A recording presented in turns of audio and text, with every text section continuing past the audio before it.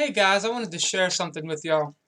I wanted to talk to y'all a little bit more about this concept of apotheosis. So I'm going to type in define apotheosis here, and it will tell you the elevation of someone to divine status, deification.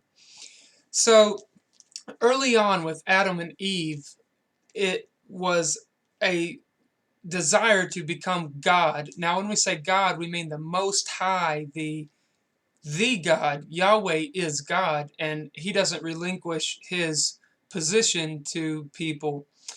He makes us a part of his body, and he makes us kings and priests, as it says in Revelation chapter 1 and Revelation chapter 5. In 1 Peter chapter 2, it says a royal priesthood. That word royal means kingly. And then again in Hebrews chapters 5, 6, and 7 talk about Melchizedek.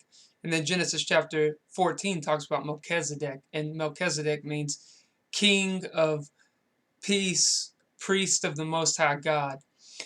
So, but anyways, these worldly leaders actually believe that they are God and that they can control God.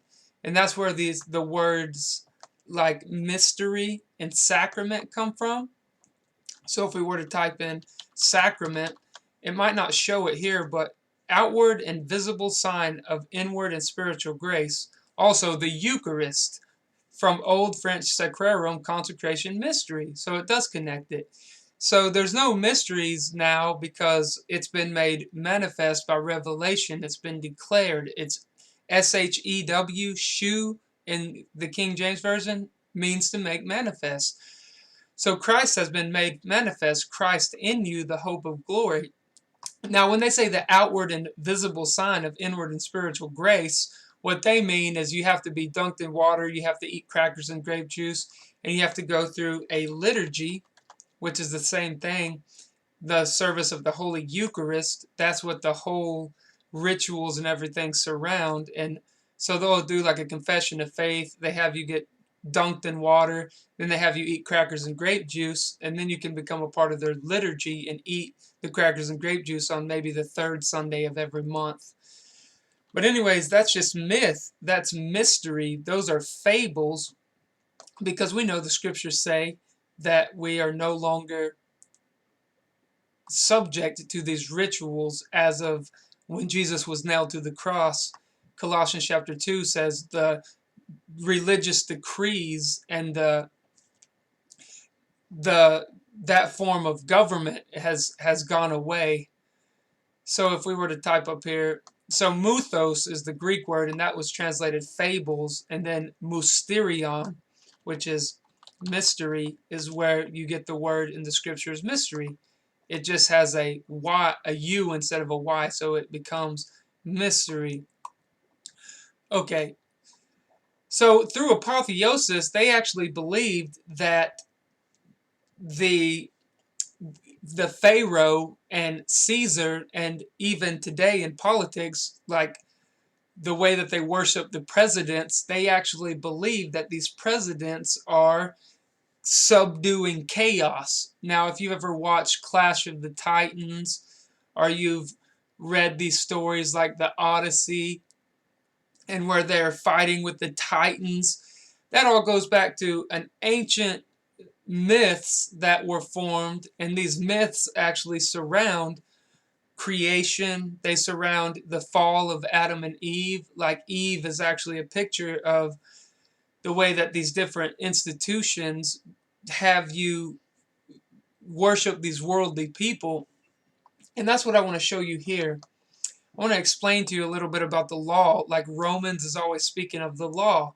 A lot of people confuse that and think it's talking about God's laws, but God's laws are now written on our heart, the scriptures say.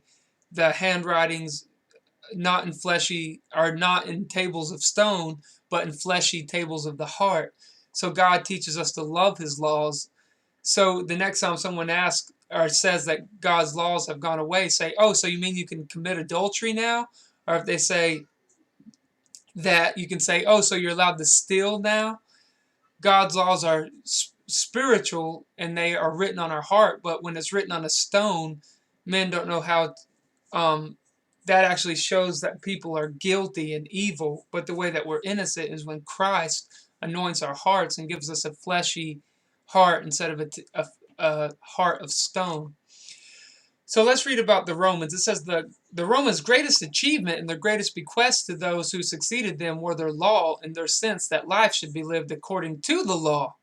At first, the law was administered by the priest, but by 450 BC, it was codified in the 12 tables and thus became more accessible.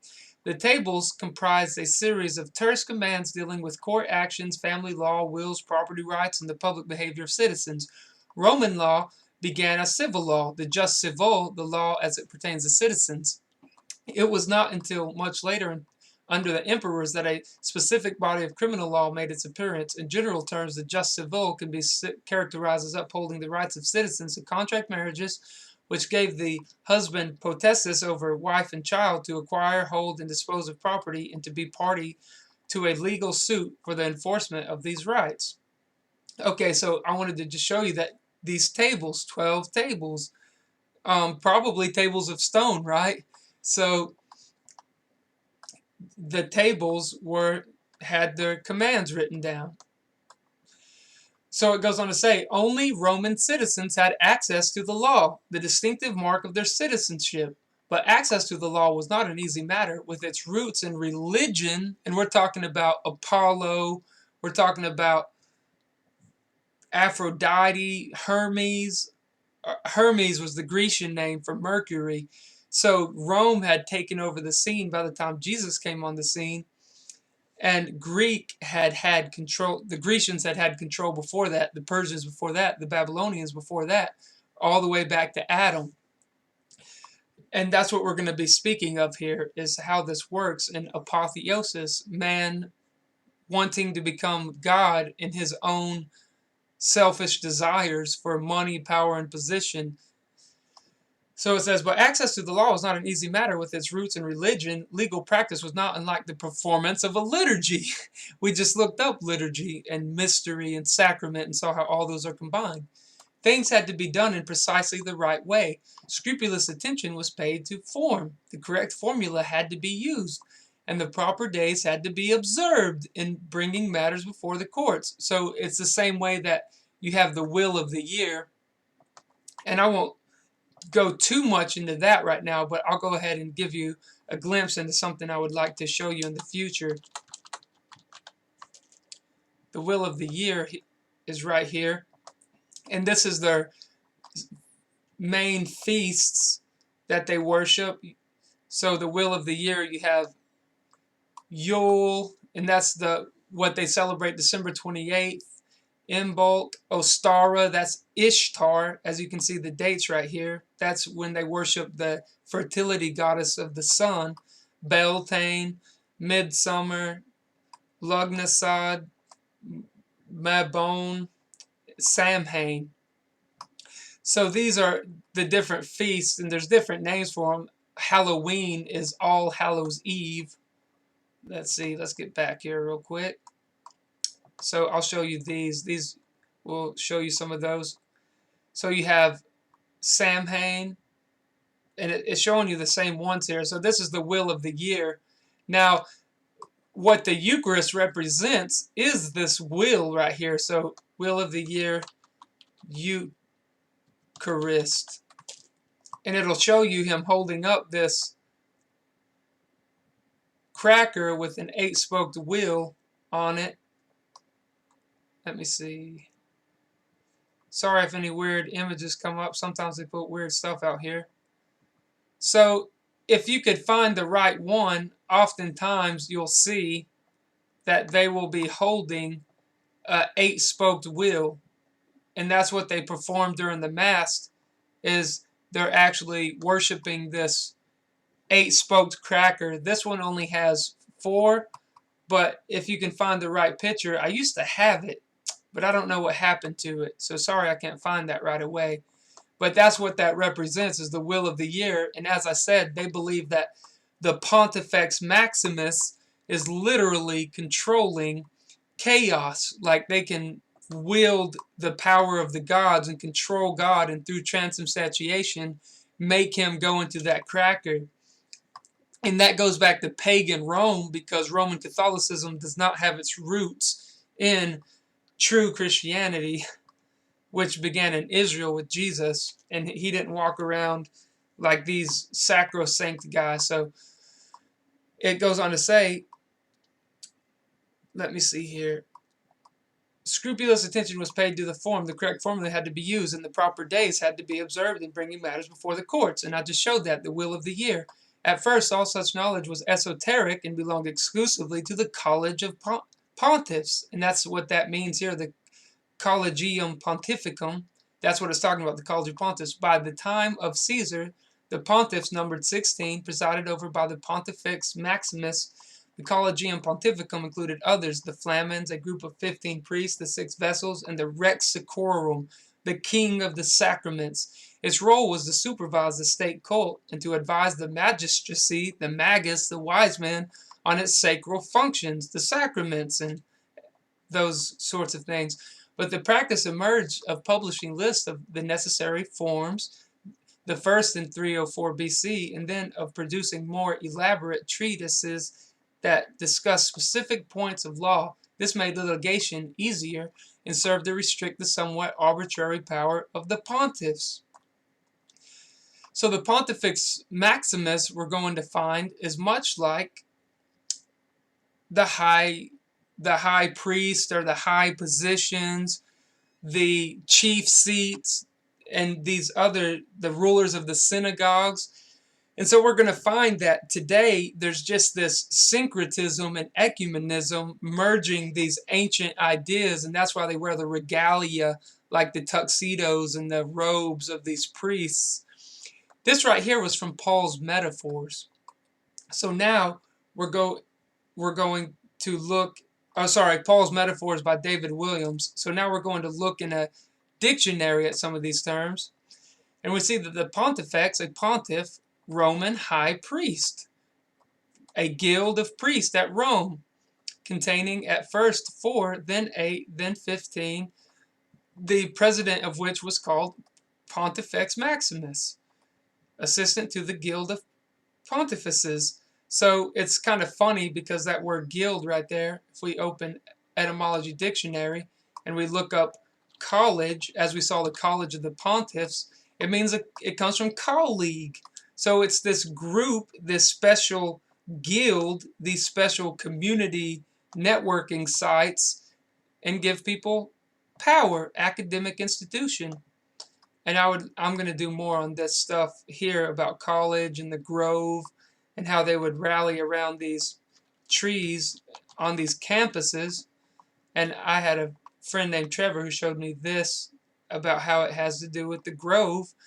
And that's why at the Plato, at the academia, he actually was sitting against a tree, they say, teaching his students in a grove outside of Athens. So there you go. Interesting.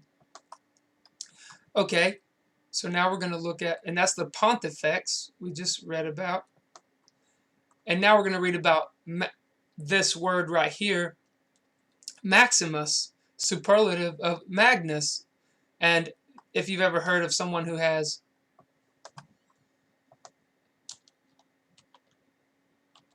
if you've heard of someone who has magnanimous character, that's what it's talking about. That's where that word Magnus comes from. Very generous or forgiving, especially towards a rival or someone less powerful than oneself. Magnanimous, great soul, animus.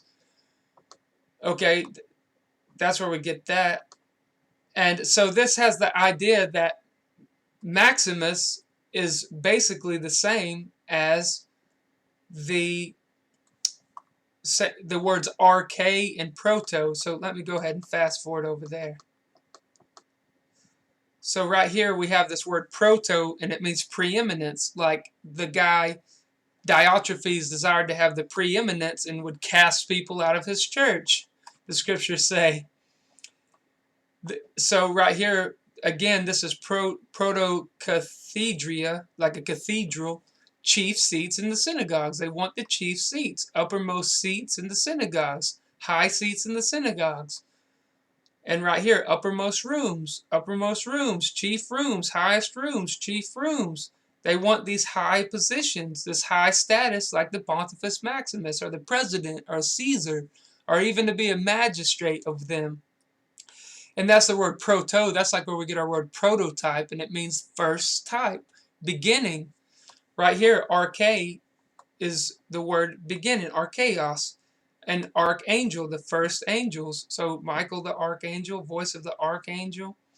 And then down here it says, was said by them of old time. In the beginning, archeos, it can mean first, beginning. You've heard it said by them of old time, them of old time. Okay, we're going to try to get through these pretty quick. The Prince of Life, a prince, a first, prince and savior, of high priest, archeratikos, archegos. So you can see that arche is a part of these words. That's where we get our English word arche, chief priests and scribes, chief priests. The scripture has a lot of bad things to say about these guys and how they wanted to destroy people. High priest, chief priests, chief priests. Okay, so right here, shepherd, the chief shepherd, talking about Jesus, and he has the preeminence, the proto. Rulers of the synagogue, arche, synagogue. So synagogue and arche, just like archetype means first type. First synagogue, synagogue. Architecton, that's where we get our word architect. Paul speaks of him being a wise master builder. Chief among the publicans, there you go. Architriclinos, governor of the feast, ruler of the feast, governor of the feast. And then archimai, it says began to preach. Okay, so that's that. Now I'm going to go over here to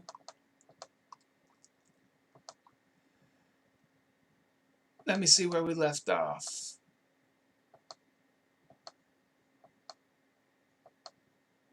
Okay, right here. So Maximus means first, and that's why I showed you arche and proto, because those means first as well.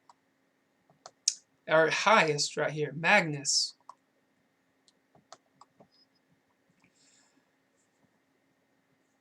We have the English word maximum. So this is collegium, and that's where college comes from. So our collegium, as it showed over here, it showed, let me see, collegium pontificum, and I showed you how college means an assembly or it's a guild, these private groups, and how that applies to academies. Okay, so collegium, collegiaship, the connection between those who jointly fill the same office. Persons united in collegeship, a body, guild, corporation, college. They even call churches now campuses. They have different campuses of magistrates. The magus, the wise men. And it goes on, of priests, pontificum, origum. We looked up these things. A trade guild, a band, body. So an assembly. Okay, so over there it talked about the flamens. I'll go back there real quick. So right here it said the flamens, a group of 15 priests, the 6 vessels, and the rex sacrorum. So the flamens were these people, we're speaking of pagan people, and that's exactly what goes on in these churches, is that it's paganism. They're just masquerading as though they're Christian. So the priest of some peculiar deity. There were 3 flamens, mayors, Daedalus of Jupiter, the highest in rank, Martialis of Mars, and Coronalis of Romulus, and 12 flamen minores, Flaminum inaugura. Okay, so we see that. Okay, so let's go on. Rex, ruler, king, prince, like Tyrannosaurus Rex means tyrant lizard king. It says at Rome of the original kings, later at Rome of certain officials such as Rex Sacrorum. Wait a second, that's what we just read, right? So this over here I said was from Paul's Metaphors by David Williams. this one right here, we're looking through a dictionary. It's called Cassell's Latin Dictionary. Latin, English, English, Latin. So Cassell's Latin Dictionary. And it says, it goes on, sacrificulus, a priest who performed the sacrifices which at first the kings performed. Otherwise, under the Republic, in a bad sense, an unconstitutional ruler, despot, absolute monarch, tyrant. Tyrannosaurus Rex, tyrant lizard king, right? Rex Populus Romani, and that word tyrannus is the same as where we get our word taurus, which means a bull. That's why a tyrant or a bully, tyrant, tyrannosaurus, those have similar meanings. A bully, a bull, a taurus, taurus is the bull, tyrannosaurus, tyrant. There you go. Rex Populi Romani Decim Regus, so outside Rome, Rex Regum, of the Persian king, Regum, of gods, Rex Divum. So the king god, Neptune, Pluto, a nation, Populum, a royal persons, a prince, member of the royal family, the king and queen. Of animals. So we see how this can still apply to what I showed you over here with these chief seats, the uppermost feast. And Jesus is getting on to these guys in a lot of these instances. And the highest rooms, chief rooms. Diotrephes loved to have the preeminence, and he wouldn't suffer believers to come into his church. He was throwing them out, right? And the archaeos, like I showed you, which is the chief priests, these high positions. So positions and buildings with tables, they want the best seats at tables. Okay, we'll proceed. Okay, so right here, sacro, that's where we get our word sacrosanct. That's a Latin word. Sacro, to dedicate to a god, consecrate. In favorable sense, in unfavorable sense, to pronounce accursed. In favorable sense, to devote, allot. In unfavorable sense, to doom, to make holy, make inviolable. A law, the violation of which was punished by a curse, to make imperishable, to immortalize.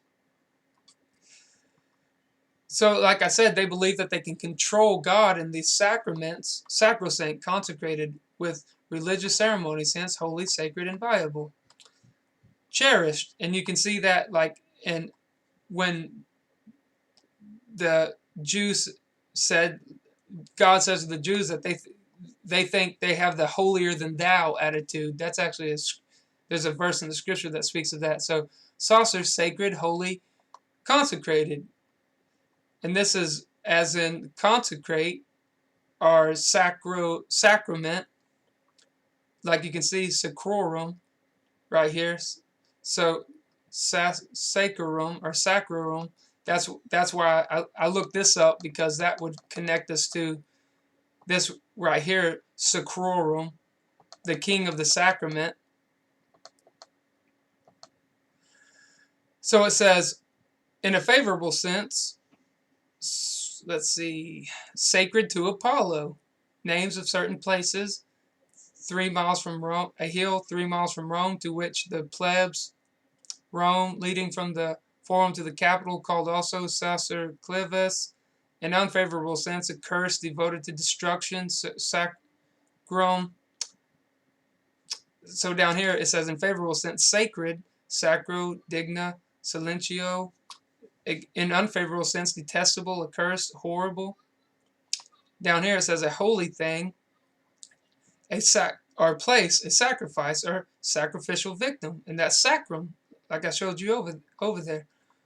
And sacrorum right here, so you can see with that end, sacra or sacrorum, holy things or places, sacred rites, worship. And this is the same systems of these churches and these false systems of religion. That's why I'm showing you all of these things. And sacramentum, that which binds or obliges a person. So the sacrament they say you're obligated to go through these rituals. Okay, so what I'm going to end up doing here is I'm going to end up making a part 2 because this is such a broad subject.